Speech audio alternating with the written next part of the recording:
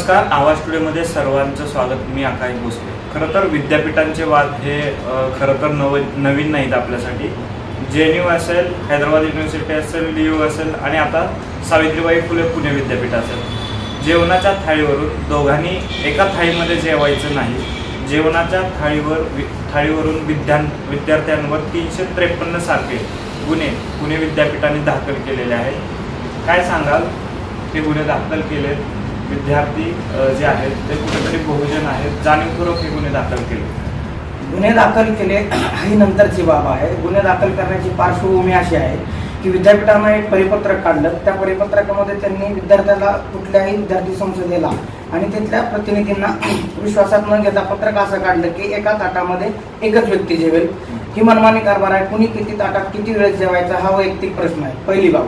दुसरी बाब अशी की दुसरं त्यांनी याच्यामध्ये असं सांगितलं की जे लोक याचे मासिक सभासद असतील आणि समथिंग 2200 का 2500 त्यांची फीस आहे, ते एकदाच भरतील, तेच तिथे जेवतील.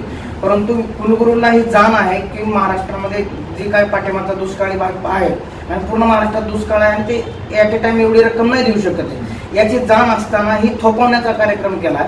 आणि ते दररोज 40 रुपये देऊन त्यांची जी काय असेल ताटाची रक्कम ते देऊन ते जेवत असतात. म्हणजे हा पूर्ण मनमानी कारभार विद्यापीठाच्या कुलगुरूने या ठिकाणी चालवला. त्याच्या विरोधामध्ये आणि 1 तारखेला डायरेक्ट अंमलबजावणी सुरू केली. आणि विद्यार्थ्याला माहीत नसल्या कारणानं जयकर मधून आणि त्यांच्या डिपार्टमेंट मधून ती मुलं रिफॅक्टरीच्या दिशेने जेवायला आली. जेवायला आल्यानंतर ते तिथं काय होणार आहे याची पूर्वसूचना कुलगुरूला होती. त्याचा आधार असा आहे की तिथं 10-12 जवळपास इतके सिक्युरिटी त्यांनी लावले होते. म्हणजे त्यांना माहिती होतं की आपल्याला आज यांच्यावर दबाव तंत्राचा वापर करायचा. आणि गुन्हे टाकताना असं सांगण्यात आलं की मॉबनं आलेल्या विद्यार्थ्यांवर गुन्हे टाकले.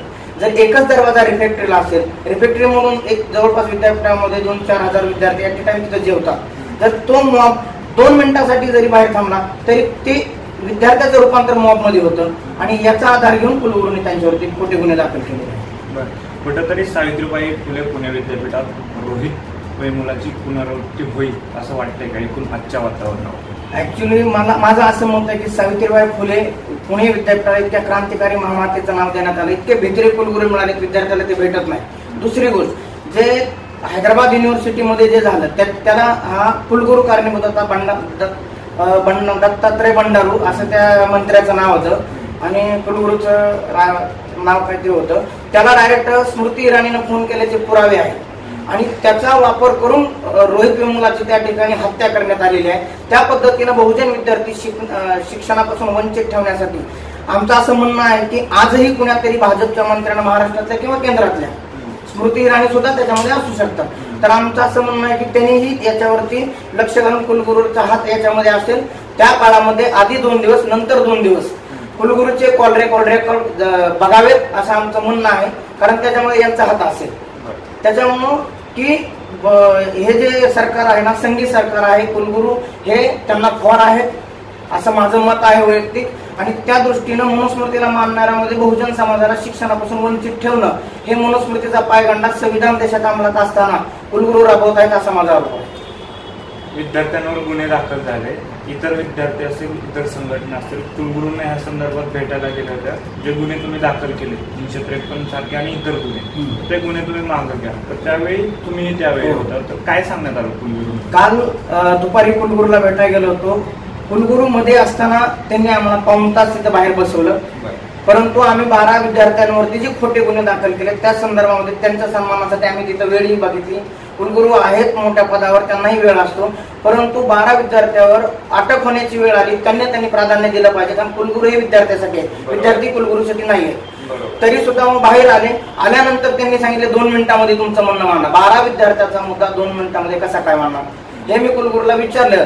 तरी ते म्हणले तुम्ही क्विक मध्ये सांगा, मला इंटरव्ह्यू घ्यायला जायचं, 47 पोरांचा इंटरव्ह्यू घ्यायचा आहे.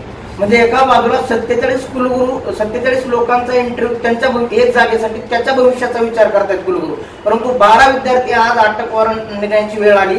सैरावेर आहे बाप, शिक्षण संस्था, परीक्षा, त्यांचं इंटरनल हे सगळं सोडून पळतायत. त्यांना कुणाचाही आधार नाही. शारीरिक, मानसिक आणि सामाजिक बदनामी कुलगुरूने विद्यार्थ्यांची केली. तर त्याच्या संदर्भामध्ये त्यांना फक्त 2 मिनिटं देत आहेत. आणि 47 विद्यार्थ्यांसाठी प्रत्येकी 15 ते 20 मिनिट जरी विचार केला तर अख्खा दिवस ते विद्यार्थ्यांसाठी तिथं करणार आहेत एका जागेसाठी. ते कधीही करू शकतात. परंतु विद्यार्थ्यांच्या आयुष्याचा त्यांनी न विचार करता हे विद्यार्थी द्रोही कुलगुरू आहेत नितीन करमाळकर, असं माझं म्हणणं आहे. तुम्ही आता मगाशी बोलताना म्हटलं की कुठेतरी केंद्रातून असेल किंवा महाराष्ट्रात भाजपच्या नेत्यांचा कुठेतरी कुलगुरूंना फोन येतो का? त्याचे फोन रेकॉर्डिंग डिटेल्स काढले पाहिजेत, तपासले पाहिजेत. जे बहुजन विद्यार्थी आहेत जाणीवपूर्वक गुन्हे दाखल झाले वाटतंय. हो, कारण याच्या आधीही भारतात आणि महाराष्ट्रात अशा घटना घडलेल्या आहेत. रोहित विमला सर्वोत्तम उदाहरण आहे. त्यांचे कॉल रेकॉर्ड किंवा ते लेटर हे सगळं आपल्याला अवेलेबल आहे. त्यांच्यावरती मला वाटतं गुन्हे दाखल सुद्धा झालेला असावा. आणि दत्तात्रय भंडारू या मंत्र्याच्या विरोधामध्ये देशभर त्यांना मंत्रिपदावरून काढून टाका असंही म्हणण्यात आलं होतं, परंतु कुठलाही निर्णय घेतला गेला नाही त्या काळात भाजप सरकारने. म्हणून आमचं असं म्हणणं आहे की आजही असं होऊ शकतं विनोद तावडेचं जे शिक्षण विरोधी धोरण आहे हे त्याच्यामध्ये सामील आहे. म्हणजे त्यांच्या धोरणाला कुलगुरू समर्थनात भूमिका जर विद्यापीठात घेत असतील तर साहजिकच आहे की ते आपल्याला असं वाटलं पाहिजे की ते दोघं मिळून काम करतात. हे प्रशासन आहे, ते शासन आहे, परंतु हे एकत्र काम करतात असा आमचा आरोप आहे. ठीक, तुम्ही आवाज थोडीशी बोललात. धन्यवाद. थँक्यू.